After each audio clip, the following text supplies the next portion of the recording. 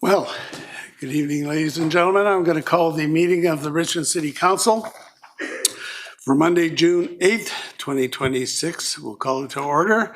And first of all, we'll apologize. We kept you waiting a bit. It's just one of those things, I'm afraid. May I have a motion on the minutes? Moved. Second. All those in favor, opposed, carried. Now, Madam Clerk, we have some parties who want to attend remotely. That is correct, yes. Okay, so the motion would be to allow a delegation and a member of staff, Todd Gross, to attend remotely. That is correct, yes. Okay, Moved. moved and seconded. All those in favor? Any opposed? That's carried. Now, agenda additions and deletions. Thank you, Your Worship. We have one agenda correction, and this is item 17, which is on page CNCL 9. This is the DC bylaw report, and the actual amendment bylaw has been revised. So part 2 of the recommendation needs to be amended by inserting the following after bylaw number 10732, as attached in the memorandum dated June 4th. There was a memorandum that provided the revised bylaw. And then in addition, there's an addition to the agenda, and this is now going to be item 19. And this is a non-agenda delegation by Mr. Michael Bishop, which will be regarding the application of CG2 zoning at 7991 Number 1 Road. All right, may I have a motion on the agenda with those changes? Moved and seconded. All those in favor, opposed, carried. So we'll start off the proceedings with the presentation by the Richmond Public Library. Call forward, I believe it's Denise Hui and Susan Walters, please.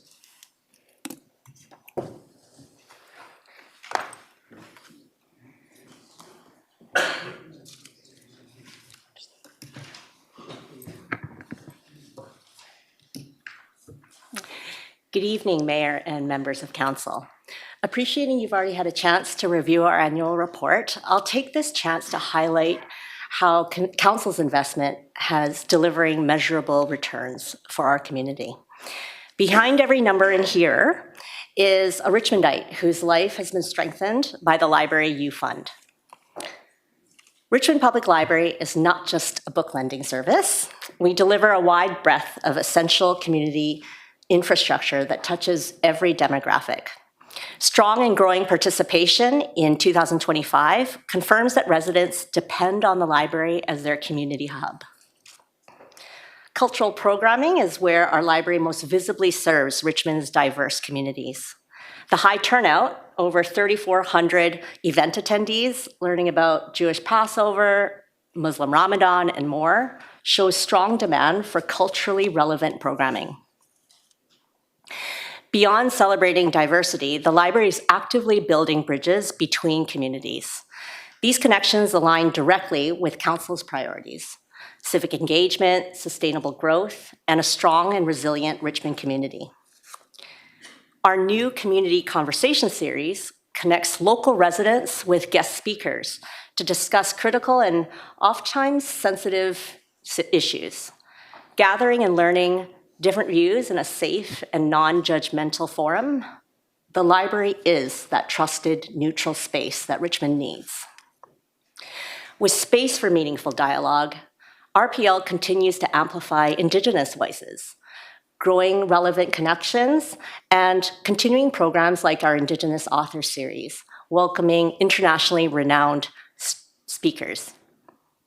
Throughout arts and culture, our library is advancing reconciliation in Richmond. Now, where does your investment arguably deliver the greatest long-term return? Early literacy. And families see that the library is essential to their children's development. Numbers show our programs reach the equivalent of every young family in Richmond multiple times over in a single year. Now, engaging teens is hard for any public institution, but RPL has them eagerly delivering and developing real skills and contributing to civic life through our programs. From teen ambassadors to volunteers, young people expand our library's capacity while building their resumes and community connections. Connecting with seniors remains vital, as social isolation is a growing public health concern. Aligning with the city's commitment to age-friendly services, our library's cost-effective Community Connect Box program exemplifies targeted services. Outside of our branches, we're reaching Richmond's most vulnerable populations where they are. RPL has always been uniquely positioned to serve another population, newcomers. Settlement support, like our conversation circles, builds confidence and community at a fraction of what language classes cost. And our library's Champions Project and its peer-to-peer outreach continues to multiply social impact. Poverty reduction is also impactful. It's where our programming directly strengthens Richmond's economic resilience. Job fairs, financial literacy programs, reduce reliance on city supports. Instead of multiple appointments across the city, the library is the one-stop access point for essential services. Of course, all this impact depends on people knowing about it. So in 2025, we strategically invested. New website, newsletter, growing social media. And results in reaching residents exceeded expectations. Every dollar spent here amplifies the impact of every other dollar in our budget. It's one of the most cost-effective ways RPL increases awareness and usage of every program and service that Council funds. Finally, speaking of funding, we must thank you for your recent $100,000 investment to expand our collections with new titles and bestsellers. This funding directly improves the borrowing experience for every library cardholder in Richmond. Shorter wait times, fresher collections, and more relevant materials on the shelves. High impact, visible, showing residents the library is a priority for Council. On behalf of our staff and our board, thank you for your continued investment in Richmond Public Library. We look forward to building on momentum and reporting back to Council with our progress. Happy to take any questions, Susan and I. Thank you very much. Very interesting presentation, as always. We've got a couple of questions, and there will be questions. Councillor McNulty. Yeah, thanks very much. I do have three particular questions, if I may. On our page, your page 9 of your report, we have 2,996,075 items circulate. Where does that put us with regard to other libraries in the region? This must be fairly well up there. Through the chair to Councillor McNulty, we definitely see high circulation. We're on par with many libraries, but what we're known for is being a popular reading library. So ensuring that we're reducing those hold times, and you can see that each week, and it is in the report, but we circulate more than 60,000 items to Richmond residents. Well, fantastic. Congratulations. The per capita grant that we give, we're still down the line. With the impact of Steveston, and I'm not sure, a brand new library coming, I think we're all looking forward to that.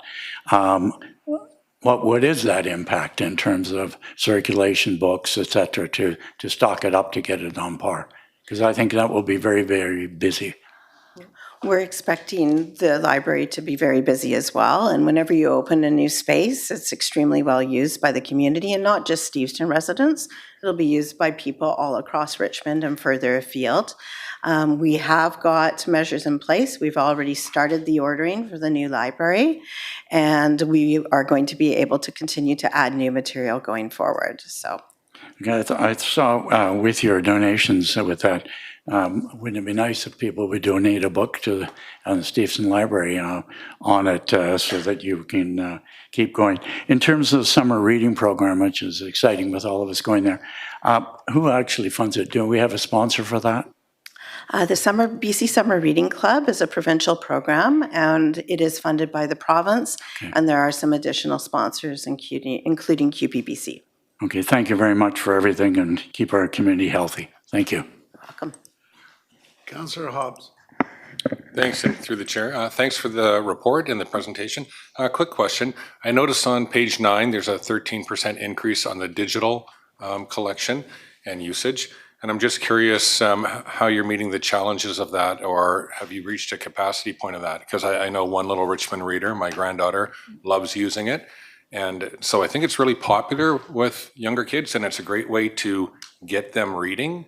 It's worked really well. So I know that there were some challenges with it. So how are those being addressed? So through the chair to Councillor Hobbs, ebooks are significantly higher in price, and also the lending models that we are restricted to as a library versus a member of the public. So where you might pay $20 for an ebook, the library might have to pay $80, and it rotates depending on the lending model. Sometimes we can use it, or we can circulate it 25 times, etc. So it can be quite challenging to meet the demand, but what we've done is utilize our collection budget to the best possible ability to ensure that we're purchasing as much as we possibly can. And thanks to council last year, we were able to redirect more materials to print collections because we know that our gate counts are going up, usage is going up, so we have people in the library. But the ebook model, lending model for libraries continues to be a challenge, but we are working at that on a national level, as well as with our partners in the United States about trying to get the ebook lenders to reduce some of that pricing for public libraries. That's good to hear, and maybe we'll have an offline conversation, because it's counterintuitive to me and maybe to other people that it would be more expensive. But thank you very much. All right, thank you very much for your presentation. Carry on the great work. We're looking forward to a big year with the new Stevenson branch and all kinds of excitement. So good job. Thank you. All right, may I have a motion to resolve in the committee of the whole to hear delegations on items on the agenda? All those in favor, opposed, carried. Are there any people here who wish to delegate on an item on the agenda? Okay, Mr. Jampolsky, come forward. So you know the drill. Introduce yourself and you've got 5 minutes. Will do. I won't take 5 minutes. I'm Howard Jampolsky. Thank you for the opportunity to speak in support of the concept of creating a memorial garden or memorial cemetery space within the city of Richmond. I come before you today not only as a Richmond resident of nearly 3 decades, but also as someone who has spent many years working in the funeral and cemetery profession, serving on the provincial board of directors of the BC Funeral Association that represents funeral homes and cemetery operators across the province, and as a member of our community who has held many roles and positions in the community. Throughout my career, I have had the privilege of serving thousands of families, helping them navigate some of the most difficult days of their lives. While every family is different, one thing remains remarkably consistent: the human need to remember, to honor, and to maintain a connection with those we have lost. Every one of us will experience loss. We will lose parents, spouses, siblings, friends, neighbors, and loved ones. Grief is one of the few experiences that transcends culture, religion, language, and politics. It touches every family. What I've learned from working with grieving families is that memorialization matters. People need places where they can visit, reflect, remember, and heal. They need places where memories live on and where future generations can learn about those who came before them. Over the years, I have seen firsthand how meaningful these spaces become. They're not simply locations, they become part of a family's story. They provide a sense that the life of a loved one continues to have meaning and presence within the community after they're gone. Richmond is a city built by people who have dedicated their lives to this community. They have raised families here, they've built businesses here, they volunteered here, they've coached sports teams here, served on community organizations, and helped shape the city that we know today. And there's a tremendous value in creating a place within our city where those contributions can be remembered and honored. As Richmond continues to grow, it's important that we think not only about infrastructure, housing, transportation, and economic development, but also about the emotional and social needs of our residents. Strong communities are built not only by meeting practical needs, but by recognizing the human experiences that connect us all. I encourage Council to continue exploring this proposal and to engage residents, cultural groups, religious and faith communities, and professionals with experience in memorialization to help create a space that reflects the diversity, dignity, and the values of Richmond. Because ultimately, a great city is not only a place where people choose to live, it's a place where lives are remembered, contributions are honored, and memories are preserved. Thank you for your consideration. All right, thank you very much, sir. Are there any other parties who wish to delegate on items on the agenda? Anyone else? May I have a motion to rise and report? Oh, I'm sorry, I got ahead of myself. Yes. We have a delegation remotely. That's what we passed the motion about, and I'll go to Greg Ferguson. Please, sir, please identify the item you want to speak to, and you've got 5 minutes. Yeah, hi there. Can you hear me okay? Yes, we can. Okay, fabulous. Yeah, I'm calling in from the Hamilton area in East Richmond. I'm a resident in the area, and I'm phoning regarding, or speaking on regards to the ESA. I guess there's an amendment to the OCP to remove an entire area of ESA from the East Hamilton area. I gather you're aware of that. Yes. Please introduce yourself. Please introduce yourself. Yep. Yeah. What is- Can you hear me? Yes, what is your name? It's Greg Ferguson. Okay, go ahead. Okay. Yeah. Yeah. Did you hear everything else I said? Yes, we did. Okay. Fabulous. Yeah, I just wanted to speak to this motion. I gather, from what I understand, one or possibly two landowners came to council and asked that the ESA be removed. I guess on their behalf, in a sense, or in recognition of their interest. And from what I also understand, that the majority of council is approving this removal and going even farther in moving it to remove the entire area from the ESA. And I know from speaking with staff that they've recommended that this actually doesn't occur. And from my understanding, they are the experts, and maybe councils can speak to their expertise in this matter if they feel that they have some expertise necessary to make a decision such as this. But yeah, I feel it's I would say, I don't know about prudent, but it should be the responsibility of council to take in all information, and especially those of expert opinion, and to review that closely before making a decision of this nature. And I think it sets a certain precedent that, if landowners out of their own interest can come to council and ask for these changes, that council is willing to actually do this on their behalf without actually, going through a more thorough process. And I do want to say also that there was a wetland in the area already removed, and the compensation, in my opinion, wasn't adequate. It didn't replace a wetland in the area. It was on public land, which I personally don't believe compensation should be allowed on for private developers to use public land for such things. And I think the city should be, and community groups and residents should be allowed to restore those areas out of their own interest. And so I find that a bit of a slippery slope, and I don't think it's the right move.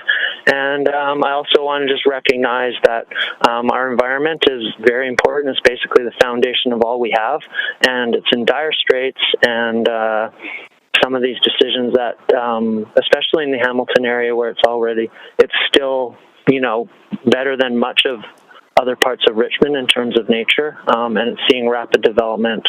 I don't believe there's a thorough plan to actually manage the development there, and it's just piecemeal, and this is kind of one example of that. And I feel it's kind of pretty sad in this time and age that we're kind of doing these things still. So yeah, that's what I would like to say. So, and I would like to actually put a question to council. Each council member that's present, maybe you can take half a minute or however much time I think you need to explain why you're voting the way you are. To the councilors, to the people in the room, to myself, to residents of Richmond, why you feel this is which way you're voting is important for you, and why you're making that decision. All right. Thank you. Thank you very much, sir. All right, may I have a motion to rise and report? So moved. Moved and seconded. All those in favor, opposed, carried. That brings us to the consent agenda highlights. We have the receipt of the committee minutes, the 2026-27 Engaging Artists in the Community Program Public Art Projects, Stevenson Cannery Channel Dredging Project Update, and the expanded scope of work, Richmond Food Hub Gap Analysis and Feasibility Study, the Advocacy for Renewed Local Government Climate Action Program funding, the annual funding requirements for equipment replacement reserve fund for the fire rescue vehicles, the Richmond Community Memorial Garden, the planning process update, the site selection criteria and the next steps. Then we have the arterial road policy. We have land use applications for first reading. They go to public hearing on July 20th.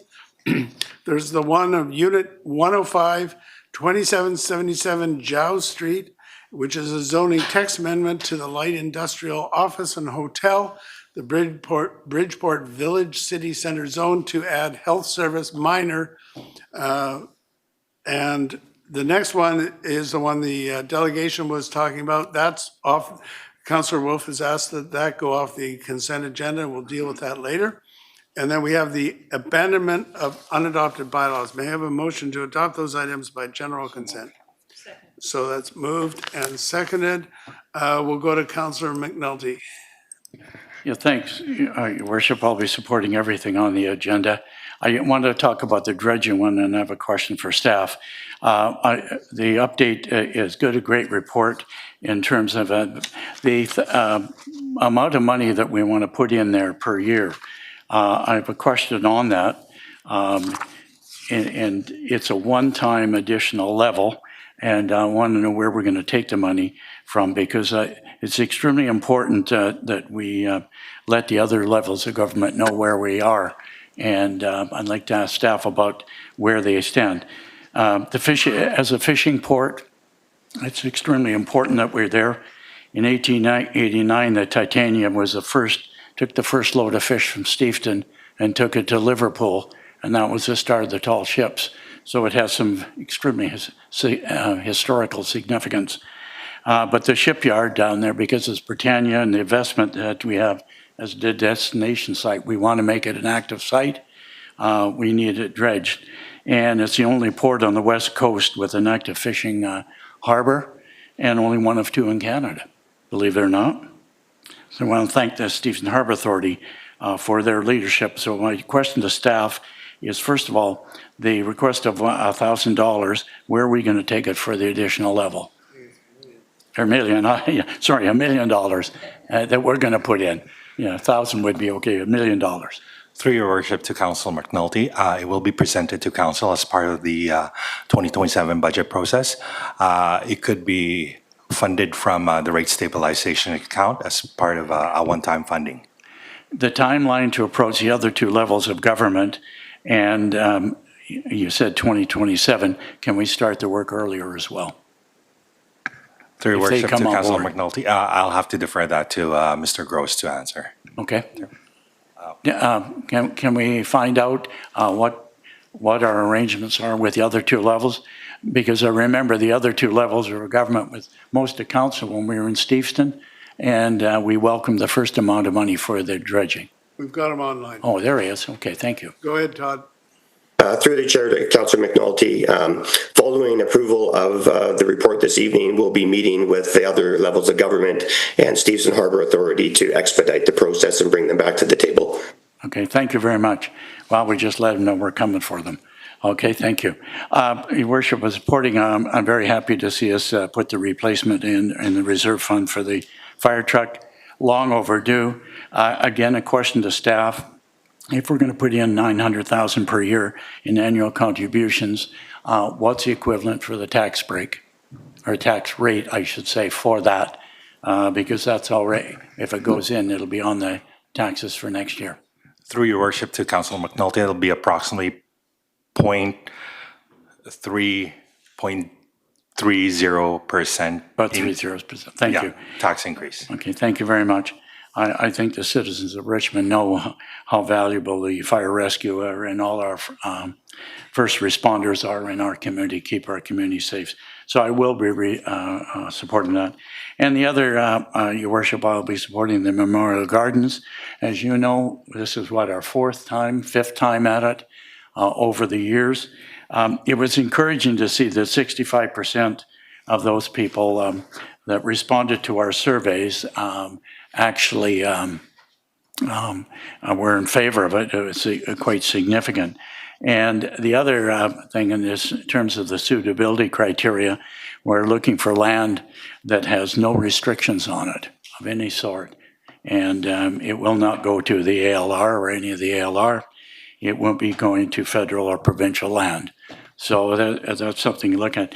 And the interesting fact, and Mr. Jampolsky's summation was extremely powerful tonight.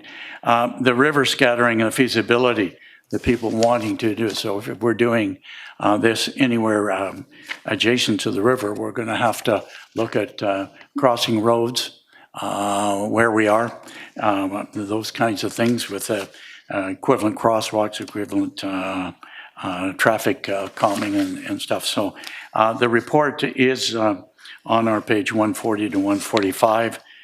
It was when you combine the support for it, strongly support and somewhat supportive, the figures are actually much higher than are in the summary, Your Worship.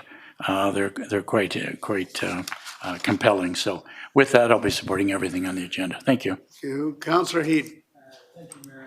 Make one comment with respect to what Councillor McNulty finished with here is the Memorial Gardens. I think given the advent of this, it's nice to see we're starting to see some movement on this. And I think as we go forward, we're even going to build up more support with respect to this. This is, addressing a significant issue for the populations in Richmond, the various ethnic and religious groups. So I think this is a very good approach to this. Councillor McNulty mentioned some roadblocks. I think we've got to make sure we don't stress these roadblocks to the extent where we're going to delay this any further. But I do have a question for staff, if in fact they could just guide me in this. A considerable amount of work has been done on this over the years. Are we utilizing a consultant with respect to the work we're doing on this? Your Worship, to Councillor Heat, yes, we are, because this is a very specific subject in terms of Memorial Garden with some components of cemetery. We're engaging with subject matter experts from the market to help us to develop a few things. And who is that? Through the chair to Councillor Heat, I think this is a closed matter, so I advise that this closed matter on a public consulting contract? Mayor, if We'll go to our CAO. Thank you, Mr. Mayor. I don't actually know the name, but there shouldn't be any issue with sharing that name. Yeah. For sure.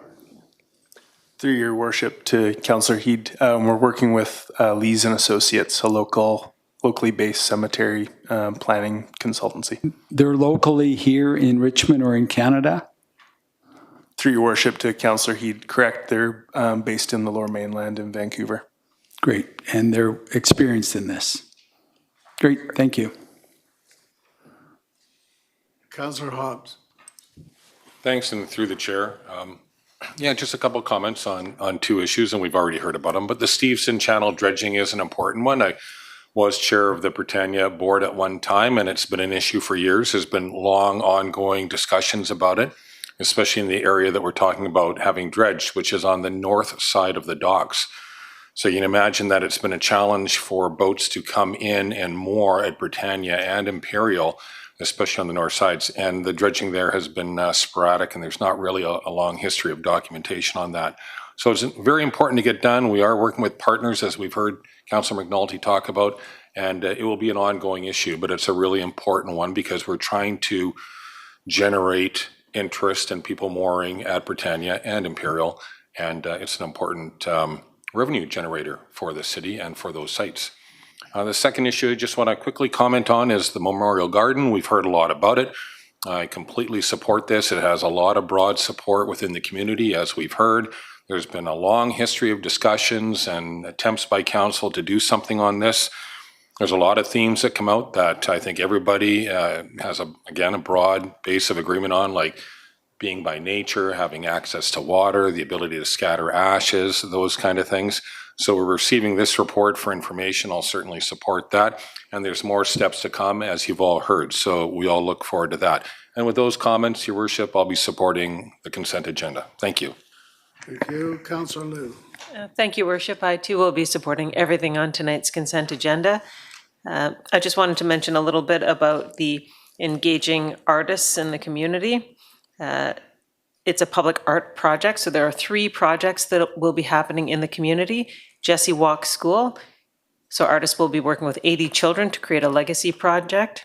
Artists will also be working with Success, with 15 to 20 newcomers, and Terra Nova Nature School, 35 preschoolers. So in all 3 items, there will be a legacy art project left. There will be people learning about art, sharing if they're coming from somewhere else, or the children will be learning. And I think it's really wonderful for them all to be engaged in creating something in the community that they can look at years later and see that they contributed something. I know we've got one of these at Westwind, and the kids come back year after year and point at where, they contributed, they worked on it, and how they worked together. So I think this is a great opportunity for people to come together and work on things and learn about art in our city. Thank you. Councillor Day. Thank you very much, Mayor Brody. I'll be supporting everything on the consent agenda.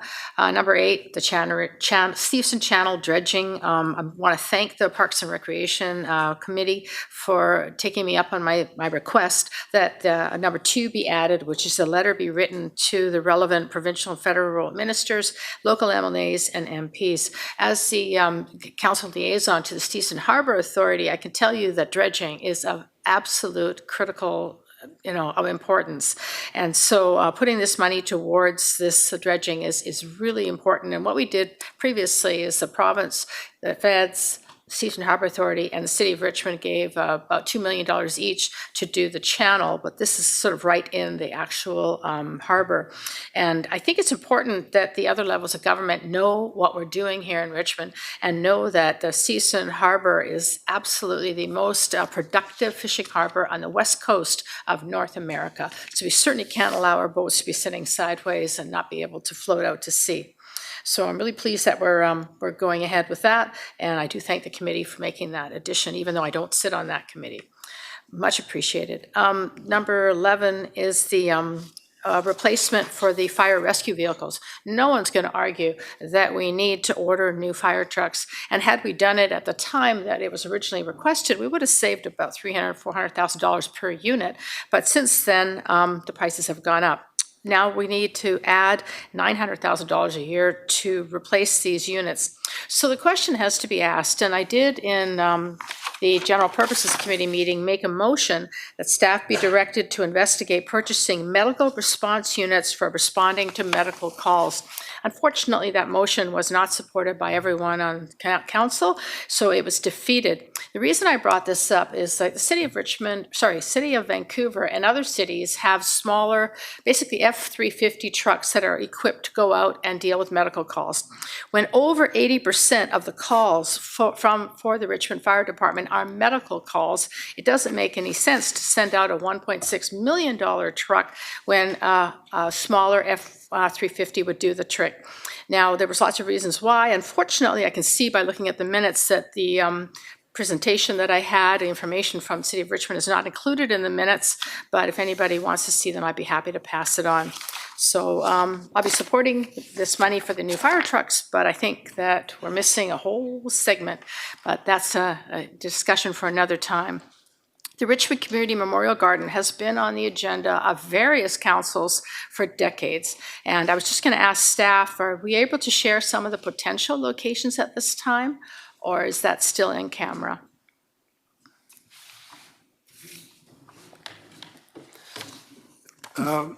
We cannot share anything right now. Okay, but there are multiple locations. We can say that we're looking at? Well, you just said it. Okay, good. cat's out of the bag. Okay, and thank you very much. Sorry to bring you up.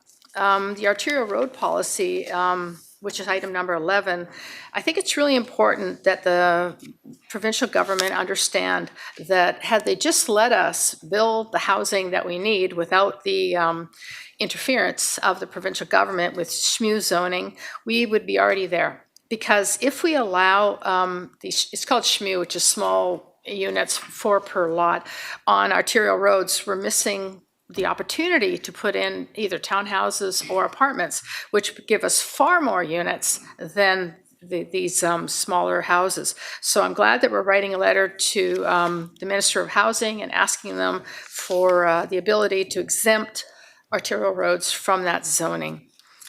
We want to build as many as possible as soon as possible. Item number 14 is actually very exciting. It's on Bridgeport Road, right by Michael's. It's a large office building that's being built right now. And this is a private facility that is proposing to put in a CT scan and MRI units, which is greatly needed. Anyone who's ever had to wait for one of those scans, it can take forever. This will be a private facility that should relieve some of the pressure on the public system. So I'm very happy to amend the zoning to allow that use on the ground floor, because anybody who's seen this equipment is extremely heavy. It can't be on the 3rd or 4th or 5th floor. So by bending the rules a little bit and allowing it on the ground floor of that brand new facility, will access a really great opportunity for people to get the kind of tests that they need in a timely fashion. And then number 16 is abandonment of unadopted bylaws. You know, we spend months and years approving projects only to have a bunch of them never go forward, which is a real waste of staff time and it's a waste of city time. So in cases like that where the application has expired or it's been withdrawn by the applicant, we eventually make a motion like we are today to abandon those applications. So that's what we're doing tonight. Thank you. With that, I'll call the question on the consent agenda. All those in favor? Aye. Any opposed? That is carried. We now have the item that has been taken off the consent agenda. It's number 15, and I'll turn it over to the Chair of Planning, Councillor McNulty. Thanks very much, Your Worship. Item 15 was discussed at planning and brought forward here, and I'll read it in its entirety. It's official committee plan, a minor administrative amendments in environmentally sensitive areas map update. And the Planning Committee recommendation was that the Richmond Official Community Plan bylaw 9,000, the amendment 10767 to incorporate minor administrative amendments to the Official Community Plan, including minor changes to the OCP land use map, interpretive in section 3 and 6 should be introduced and given first reading, and that the Richmond Official Community Plan bylaw 9,000 amendment 10768 to remove environmentally sensitive areas, ESA designation from the properties bounded by Thompson Gate, Boundary Road, Highway 91A, and Thompson Road be introduced and given first reading. And that the Official Community Plan bylaw 9,000 amendment 10767 and the Official Community Plan bylaw 9,000 amendment 10768 have been considered in conjunction with the city's financial plan, capital plan, and the Greater Vancouver Regional Solid Waste and Liquid Management Plans is hereby found to be consistent with said programs and plans in the sections of 473 of the Government Act, and that the Richmond Official Committee Bylaw 9000 Amendment 10767 and the Plan 9000-1068 have been considered in accordance with Local Government Act. Committee plan and preparation policy is found to have no further consultation, and I would so move. Second. Moved and seconded. Yeah, thank Go you, ahead. Worship. There are two aspects of it. First of all is the update from staff on a number of minor technical administrative amendments would improve the OCP in terms of its accuracy and implementation, and the pros, and not to introduce policy direction, but they clarify the interpretation, correcting minor mappings and inconsistencies and addresses minor omission. It also responds directly to Council Resolution of May 3rd regular meeting of the Environmental and Sensitive Areas designation from properties bounded by Thompson Gate, Boundary Road, Highway 9 Way, and Thompson Road. And historically, for those that know Hamilton, the ESA has been a long-standing issue by a multitude of landowners in Hamilton and throughout the city, actually, that are affected by this. And it's on the floor to remove those because as a matter of fact, it goes back before the shopping center was even put into Hamilton. And many people can remember that if they have lived there. So it's been a concern of others, of the ESA, and has been concern in that particular area, given across the street, which is New Westminster, which that has been changed immensely, and Hamilton has undergone a tremendous change. So with that, Your Worship, there are maps and other information and documentation on the various ESAs throughout the city and the bylaws. So I will move all of those 1 to 4. All right, so that's moved and seconded. Councillor Wolf. Thank you, Your Worship, and I will answer the delegate's question, why are we voting this way, and I'll use some of his phrases. So I also see that the environment is the foundation of everything that we have and have ever had and will have. I also see this as a slippery slope. To have one property, 4531 Boundary Road, come complain to us and say, remove the little ESA on the little corner at the back of our property, and then our response, what was that? Just carry on. And then our response to that is to say, let's just take all the ESAs out of all the areas, even though they didn't ask for it. Even though one of the bigger parcels that has 76 townhouse developments in process of being developed, they were in talks with the city to provide their habitat compensation for the project. And if you look to the north of this in this block, or this polygon shape, there was 120 units that came in, known as Park Thompson, and they provided habitat compensation for what was lost on their site. So it has been working, it is working, and now we're stripping it away so it doesn't work at all. It's a slippery slope because now we could hear from anyone else in the city saying, oh, well, change the zoning on my property too because I want top dollar. Well, we heard from staff saying that it's negligible, that there's a little ESA on this property that they're not going to get the value out of their property. They're currently trying to sell it for $3 million. Its assessed value is 1.8. It just went down this year 8%. There was a property just northwest of theirs that is about assessed the same, and it went down 17%. It has no ESAs on it. So ESA is not the factor here, but that's council's knee-jerk reaction to this. Going back to why I'm voting this way, I'm a trained biologist myself. I live in this neighborhood, and I'm a father of 2 kids that benefit from the access to nature. Hamilton, if you've ever been, is sandwiched between Highway 91A, Highway 91, the Burnaby Incinerator to the north, Annacis Island wastewater treatment facility to the south, a lot of agricultural properties that spray with helicopters and stuff all over the property. So the benefit of having trees there is a little bit higher than perhaps where other people live or have lived. Anyone out there who's interested in more information than this very limited report, you could go to the City Council meeting May 11th, not that long ago, and see a more comprehensive report and read the reasons why staff recommended not doing this and recommended deferring this so that we have a consistent citywide approach.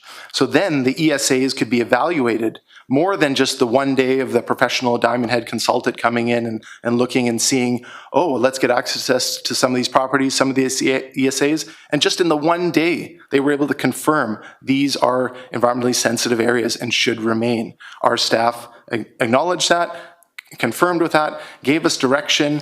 They even looked at our City Council strategic plan, 2022-2026 focus, and identified it. By keeping this in the ESA, it's following our focus area of leadership environmentally leadership in environmentally sustainability through innovative, sustainable, and proactive solutions that mitigate climate change and other environmental impacts. Look at the agenda or the report that's in front of us now. That's obviously been stripped away because we're not following our own focus area. And the only focus area left on this in this report is strategic and sustainable growth that supports a long-term community needs and well-planned and prosperous city. Well, that's a stretch, but it is the job of the staff to find something for everything we do that still fits a focus area. So it was a stretch, but they got something, I guess. Just in conclusion here, the other side of the boundary, New Westminster, the city is winning the Good Neighborhood Award between Richmond and New West. It's not townhouses all the way up to our city line. They have a beautiful park that they continue to enhance, Thompson Landing Park. They've just done a huge, or helped the owner, I don't know if it was the city themselves, but done a huge installation of habitat restoration right at the very north end of Boundary Road, right up against the north arm of the Fraser River. And what are we doing? We're stripping away the use of the ESA, which is required in the BC Charter that cities have these land designations, and we are just eroding it. So that's why I'm voting the way I'm voting. Councillor Liu. Thank you, Worship. Removing the ESA designation, the environmentally sensitive areas designation, from a property in no way indicates a change in commitment to the environment, habitat, or biodiversity. It just changes who pays for it and how much time and money is going to be wasted getting there. Staff did not say that this cash grab was negligible. What they said is that if you come up with enough cash to pay for it, it's not going to prevent the development from happening. If you allow your property to get overgrown for whatever reason, you can be slapped with an environmentally sensitive area on your property, which up until just this year meant you couldn't even cut the blackberry bushes down. So now at least we let you cut the blackberry bushes down. Once you have an environmentally sensitive area on your property, you have to get a qualified environmental professional to come and evaluate the whole thing. And you are the one that has to pay for everything to fix it, to restore it. We as a city, we can restore habitat in Richmond wherever we want, that's city-owned, whenever we want. And we as a community can pay for it together. It doesn't have to be on the back of one person or a couple people that let their property get overgrown. Access to nature is on public property. It's not in your neighbor's overgrown backyard. So I support moving this forward, and I also supported staff looking at all of the privately held environmentally sensitive areas. It's causing a ton of bureaucracy. It's causing a ton of headache for people. If you have trees on your property, they're still governed by the tree bylaw. So we're still looking after the trees and tree canopy. It's still covered by the bylaw. But the overgrowth in your yard is now, there's a possibility that you won't be overly burdened by the fact that you didn't keep your backyard well maintained. So thank you. Councillor Galanders. Thank you, Your Worship. Thank you to the delegation for calling in. And I know in my neighborhood, when I see a loss in environmental qualities, that it really affects everything. I've seen my bumblebee population decline by several species every year. I've seen the wild bird population, skunks, all sorts of things start to diminish. And it's really hard because it's one of the things that makes Richmond so special. And we are on the Pacific Flyway. We have estuaries and some of the most amazing biodiversity that you'll find in the Lower Mainland. And so I sympathize with the person who phoned that it affects him directly and he wants to know why these decisions were made. We heard quite a few reasons why council thought that it was okay to remove the ESAs on those properties. One of the examples we heard was that they went out and took a site visit and all they saw was blackberry. But we do have the fortunate of having a scientist on our council, Michael Wolf, who knows better, and explained that the blackberry leaves are there all year round. So if you go to a property and look at it in the early spring before all the native plants have come up, you'll only see the blackberry because it's there all year, and the native plants take time to come up. Just to comment on some of the comments you previously just heard from Councillor Liu, environmentally sensitive areas are certainly not simplified down to just a property being overgrown. There has been some ESAs put on properties because the aerial map showed some overgrowth, and when we investigate further after there's a complaint that yes, certainly some properties were just overgrown with blackberry, we've already taken delegations from the public when they have an issue like this on their property, and the staff can report on it. Yes, there is just blackberry or there's a bit of whatever, and we've made the decision to remove those ESAs on a case-by-case basis because aerial photos and the way it was done wasn't necessarily wholesome exercise. However, there's many ESAs on private property that have nothing to do with overgrowth, that it's actually a very beautiful, it's exactly the way it's supposed to be. It has nothing to do with overgrowth. It just happens to be an incredibly biodiverse, rich area. And I know many people that pride themselves on having their urban forests in Richmond, and they have site tours on their properties to show all the different species that they have.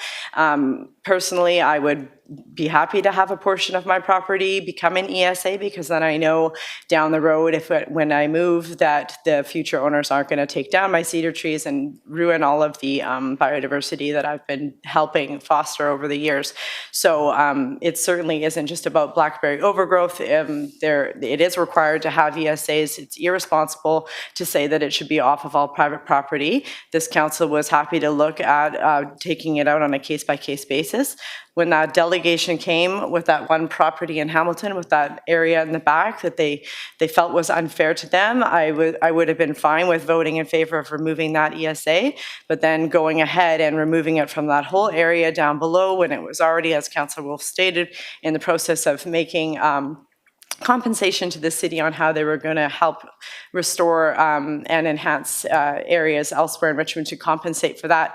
And it's like the bare minimum that we can do when we're taking beautiful raw land that has nesting ducks and everything else, and hawk's nests, or whatever examples you want, and we're going to flatten it and turn it into townhouses, that we have some sort of a compensation that a developer's going to make some money on that property, bought a property that had an ESA on it, and they're going to make the effort to help us restore habitat elsewhere, which was done on the project to the north of that. There was ESA compensation, that we have a good area now because they were able to do that.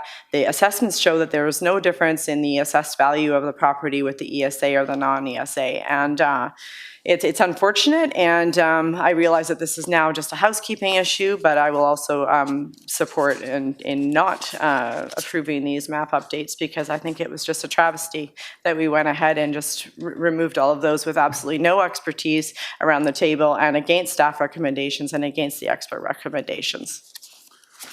Councillor Day. Yeah, I have a question of staff on this issue. And the item on part 2 of the motion, it says that properties bounded by Thompson Gate, Boundary Road, Highway 91A, and Thompson Road. But in fact, the area is only up to Thompson Road, right? It doesn't go to 91A. Through your worship to Councillor Day, so Thompson Gate is referring to the northern boundary, and the southern boundary would be Highway 91, or perhaps, yeah, it would be Highway 91, the on-ramp. Okay, but the area to the west of Thompson by 91A is still going to stay in ESA, correct? Correct. Yeah, okay, and why was staff recommending not approving this at Planning Committee? Through your worship to Councillor Day, at the time, staff recommended to receive the report for information, and that we were reviewing ESAs on privately held land throughout the city, and we'll be responding to council later this year, and felt that that would be the best time to deal with these ESAs. So you wanted to delay it until the report comes back in the fall. I understand that in the area is a lot of redevelopment. On the other side of Boundary Road, which is New Westminster, it's pretty much all townhouses except for the park that Councillor Wolf mentioned. Is that correct? Through your worship to Councillor Day, that's correct. So what is the expectation that eventually this entire block from Thompson Gate to Thompson Road to Boundary and whatever south of that would eventually be developed into townhouses anyhow? Through your worship to Councillor Day, yes, that area is designated for townhouses in the Hamilton area plan. With the ESAs, definitely through the development process would be an opportunity to look at retaining some of that ESA, and if there's elements of that ESA that are invasive species, blackberries, that type of thing, perhaps that could be adjusted through on-site field research. And with respect to the terrestrial environment, native species, there would be discussions on whether that remains or could be provided as compensation off-site. That's what was done to the development to the north, although there was a small area there that was retained from the previous ESA. So it's kind of a case-by-case negotiation. And I believe there are a number of developments already in the works. Through your worship, Councillor Day, there's one development to further to the south that's Further to the south, is within the ESA area. So if we take the ESA designation off and there are 40 trees on a particular property, what happens next? Through your worship to Councillor Day, certainly the tree bylaw would apply if the ESA is removed. Right. And I mean, I'm looking at the area, and now I don't like to take ESA away if we don't have to, but this particular area is up for redevelopment. There's just no question that it's going to be probably townhouses or more in the entire area. So when applications come forward, I'm going to be looking very stringently at those applications, making sure that there is habitat compensation, that there is going to be more trees, like I think it's 2 to 1 or 3 to 1, that compensation? Correct. Yeah, okay. So as each development comes forward, please alert the applicants that they better come forward with something that's going to create an environment that people want to live in. But I do like the idea of developing the area because it is more affordable than other parts of Richmond, and we are in a housing crisis. So while I appreciate the value of blackberries and whatnot, I do feel we need to house people. So thank you. All right, I'm going to call the question then on the motion. All those in favor? Those opposed? It is carried with Councillors Galanders and Wolf opposed. The other item that comes out of Finance and Audit Committee is, which was off the consent agenda to begin with, it's the Development Cost Charges Imposition Bylaw. And the Finance and Audit Committee recommendation is that option 2 is outlined in the report, which they reference the staff report, be used as the unit of measurement for the new SHMU development category for the proposed development cost charge imposition bylaw and the amendment. And secondly, that the development cost charges imposition bylaw amendment as attached to the memo dated June 4th, 2026 be introduced and given first, second, and third reading. And I would so move. Second. As people know, development cost charges are to talk about growth and the cost of infrastructure with growth. And so the question is, with these new small units, what is the appropriate measurement, the unit of measurement for the development cost charges? Recommendation is that the square footage be used for that. And so I will support it. Councillor Liu. Thank you, Your Worship. I have a question for staff on this one, if I may.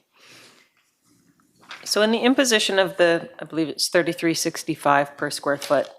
So if you have a single family lot, you have an existing home on it, let's say it's 2,500 square feet, but you could build 4,000 square feet. So if you didn't do anything, you just built 4,000 square feet, you wouldn't have to pay any DCCs. Is that correct? If you had an existing single-family home, Through your worship to Councillor Liu, yes, that's correct. Any rebuild will not be subject to DCC. okay. So now, instead of building that 4,000 square foot single-family house, if you build a 4,000 4,000 square foot SMU, so 2,000 in the main house, 1,500 in the second house, and 500 in the third unit,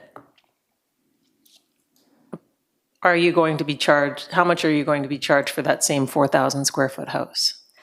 Through your worship to Councillor Liu, in this scenario, there are 3 SHMU units.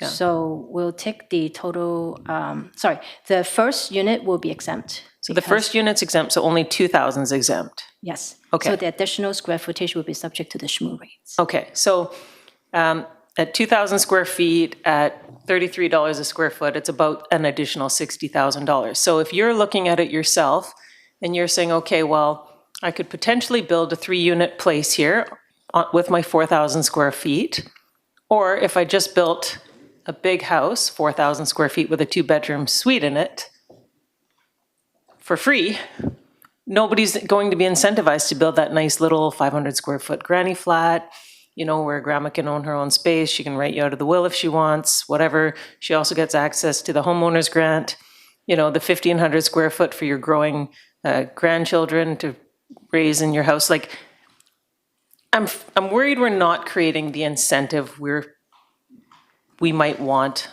to get people to actually build something that is useful. I get that we want to charge DCC, but if you're allowed to build the same amount of square footage and you could just build a big house, we're not incentivizing someone to say, actually, we can get a couple generations of our own family here. We can do something different, and we're not, you know, getting charged an additional $60,000 on almost the same build. Mr. Reese, did you want to add something?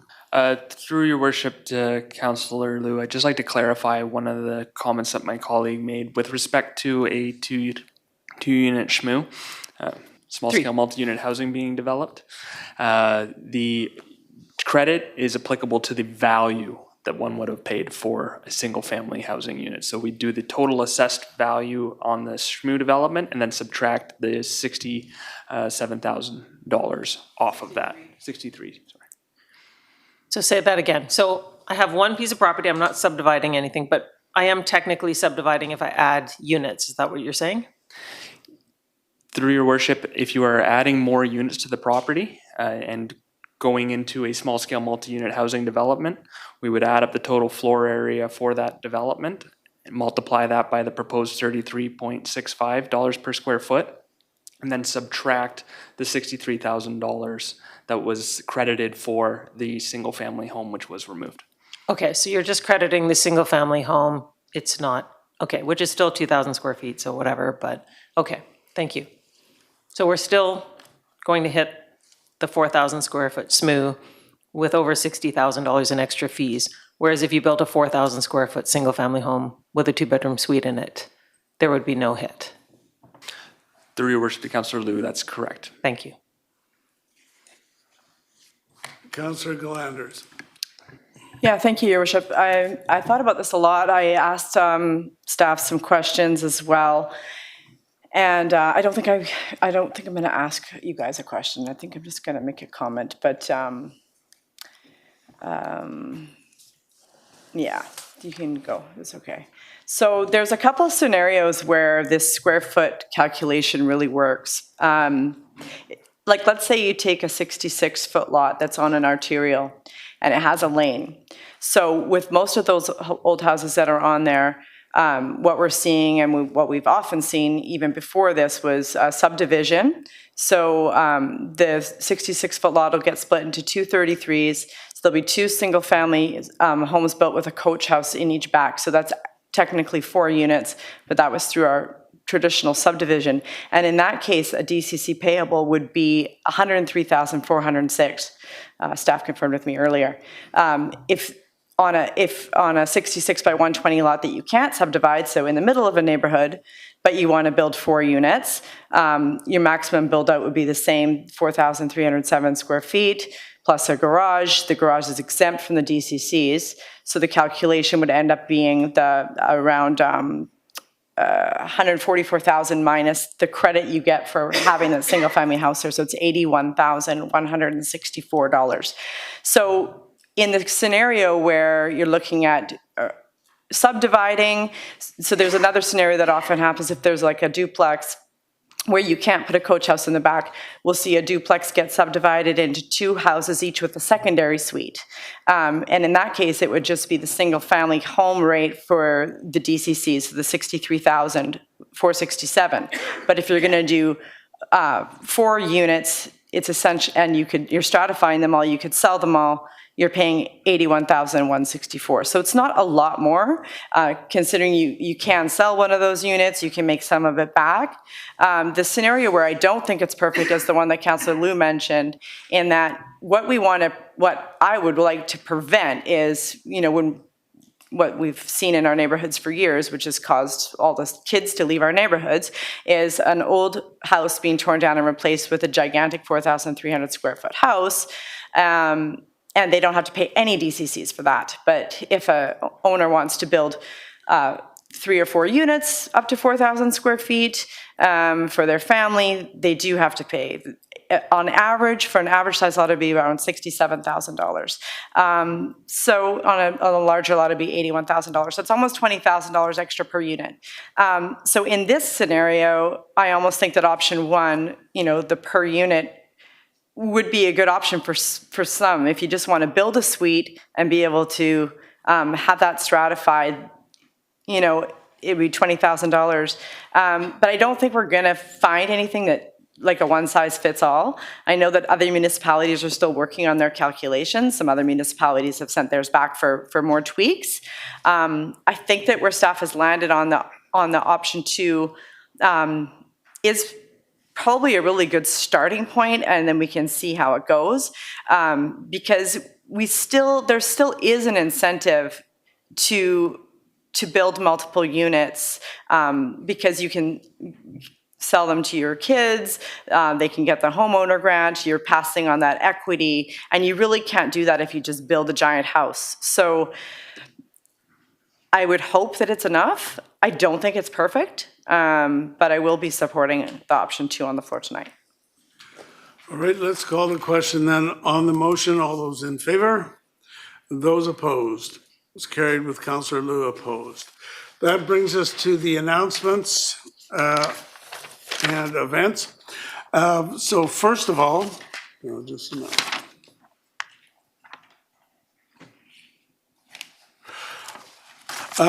Yes, in the closed session a while ago, we looked at the issue of the seniors, the problem of the seniors who have no homes in our city.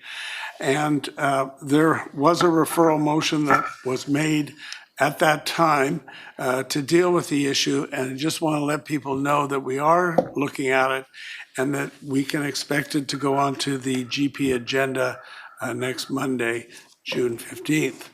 Then we have Richmond Celebrates Soccer. The FIFA World Cup 2026 is coming to our region, and Richmond is ready to celebrate.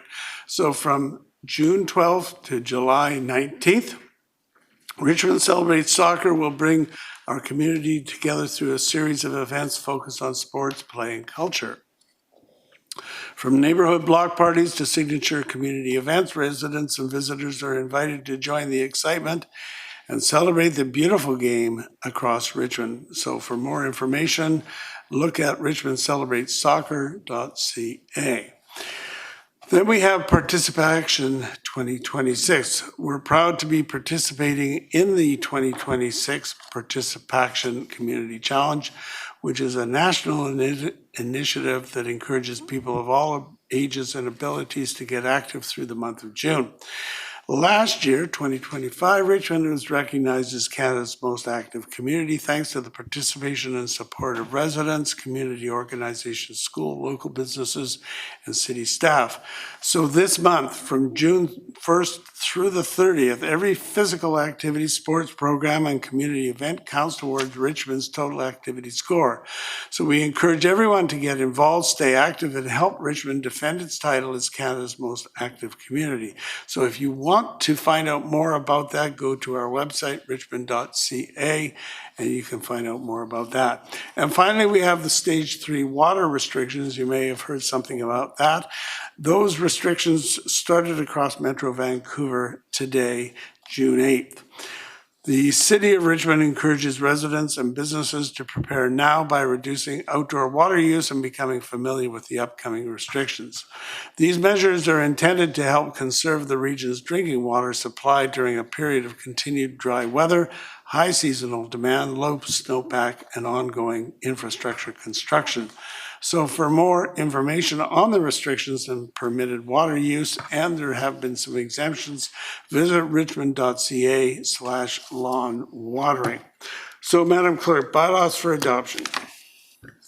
Thank you, Worship. There are 3 bylaws for final adoption with no opposition. Discussion, all those in favor, opposed, carried. And development permit panel. Thank you. There are 2 recommendations. Recommendation 1, that the minutes of the Development Permit Panel meeting held on May 27, 2026, and the Chair's report for the Development Permit Panel meetings held on March 25, 2026 be received for information, and that the recommendations of the panel to authorize the issuance of development permit for the properties at 3071 Street, Edwards Drive, be endorsed and the permit so issued. Moved and seconded. Discussion. All those in favor? Any opposed? That is carried. No adjournment. No. May I have a motion to resolve in the committee of the whole to hear a delegation on a non-agenda item? So moved. All those in favor, opposed, carried. We have one such non-agenda delegation. We'll call on Michael Bishop. Is he here this evening? Please come forward, sir. Have a seat. Introduce yourself and tell us what's on your mind. You've got 5 minutes. Thank you. Good evening, Mayor and Council. My name is Michael Bishop. My wife and I have lived and owned a home in Richmond for over 40 years. I recently retired from the commercial real estate sector after more than 35 years. I'm here today not simply about one property. The property at 7991 Number 1 Road is an example of a broader planning principle that I believe matters to the future of the livability in Richmond. For many years, this site operated as a neighborhood service station.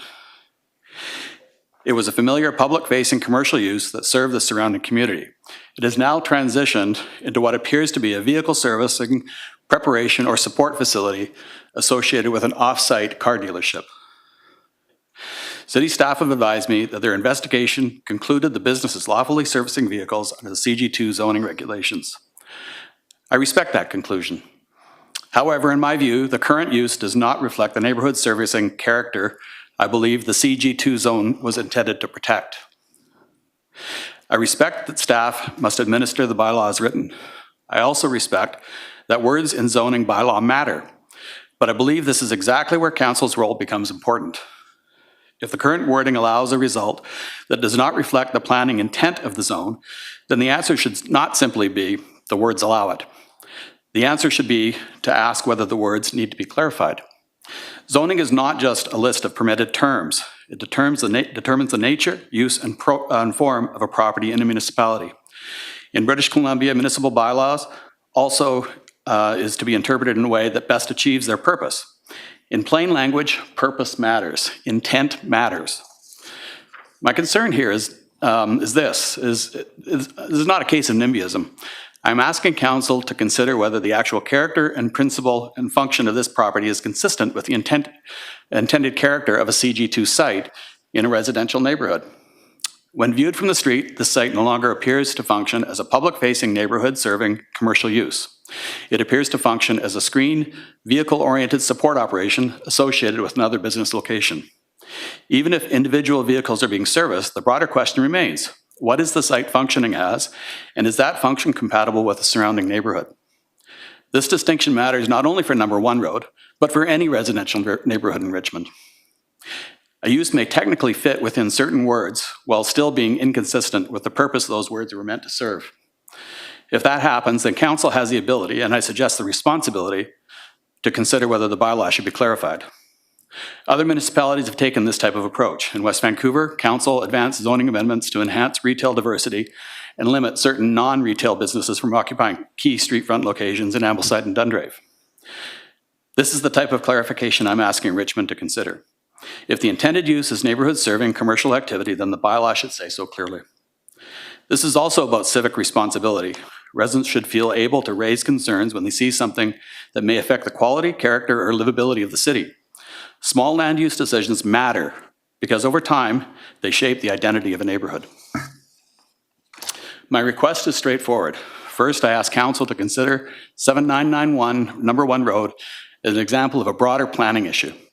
Second, I ask council to direct staff to consider character, context, compatibility, and principal function when reviewing uses in neighborhood commercial zones.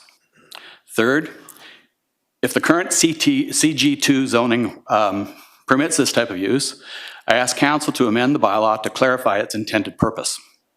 And finally, I ask the city to ensure the property's fencing, screening, landscaping, and exterior condition are consistent with the standards expected in a neighborhood, in a residential neighborhood. Let's not ignore intent in decision-making at the City of Richmond. The words matter, but the purpose behind the words matter too.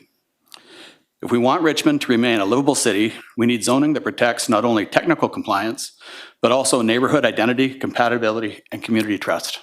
Thank you for your time. All right, thank you, sir, for that interesting presentation.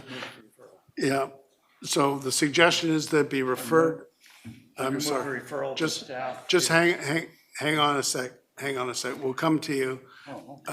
We've got a question, I believe it's a question. Go ahead. Yeah, I just have a question of the delegation. Thank you. Thank you for presenting. I do have a question. I just have to frame it for 1 second because I live a few blocks away, but not right there. And I was driving by and it was supposed to turn into a restaurant, a store or something when they had that, that rezoning application to have more uses, and then it shut down, and then I saw all the cars and I was like, what is happening there? Why are there so many cars there? But I don't live right nearby. So is the nature of what concerns you about it just the way it looks, or are there actually some noises and things like an actual quality of living issue that it's presented for you? I'm just curious. Well, it's the fact that CG2 zoning is for gas station, auto repair, ancillary car wash, and ancillary convenience store.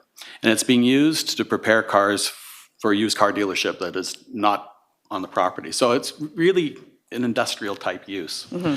And so it's the activity that's on the site, not just the way it looks, but the way the no trespassing private property signs you would not see on a typical... On a service center that you could roll into and say, hey, can you service my vehicle? Exactly. Yeah.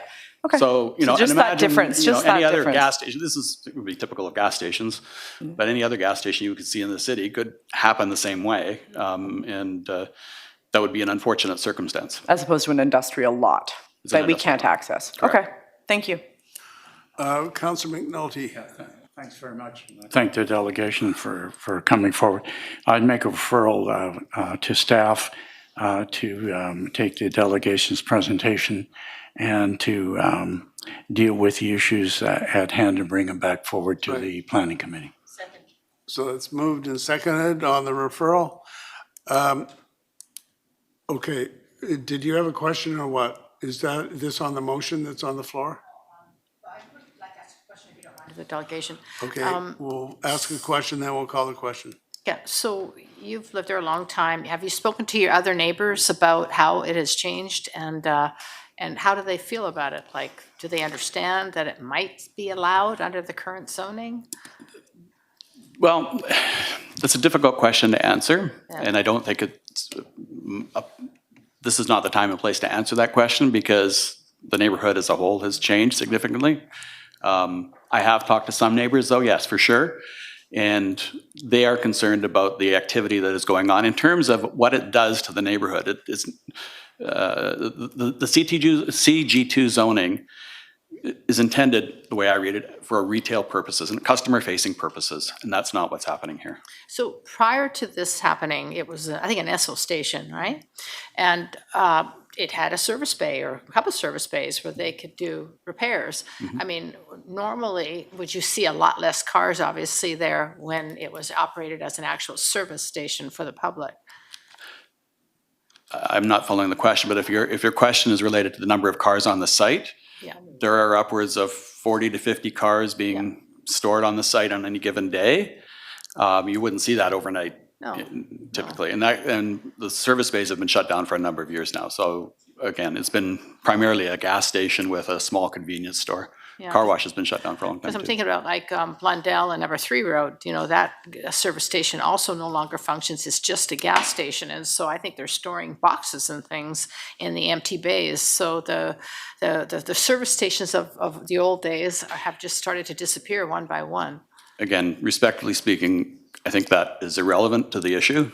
The germane issue is the CG2 zoning is intended to be for commercial-facing or public-facing businesses, and this is not. Well, I'm going to support the referral motion because I think it makes sense because it's not the only gas station that this has happened to in Richmond. And I think we can continue to see this. I mean, we see service stations turn into Subways and A&Ws and but at least those are serving the public, right? So I think it's good to look at. I'm glad you brought it forward and I thank you for coming in tonight. All right, sir, thank you. We will excuse you. And we'll call the question on the referral. All those in favor? Any opposed? That is carried, and we're now adjourned. Thank you.